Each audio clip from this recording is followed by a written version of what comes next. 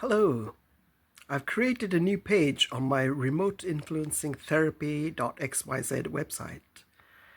The page is titled Stirred and Shared DIY Cocktail Drink Therapy. I'd been to my local town centre earlier and I'd taken one of my Dooley's toffee liqueur cocktail drinks that I'd made. I'd taken it with me to share with a couple of my friends who work on that street, Wellington Street in Luton Town Centre.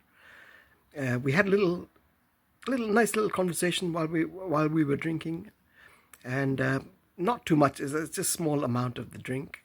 And one of my friends, she said that it was like a club, and actually she beat me to the punch because it is basically a club, an informal sort of do-it-yourself cocktail therapy club. So that was good insight from her. And as I say, if you go to my website, you can see the page. Let me go. Yeah, when you go to remoteinfluencingtherapy.xyz, you'll find the page.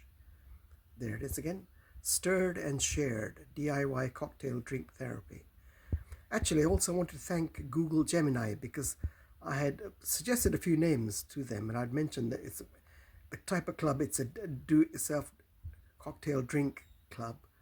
And then they had come up with that name.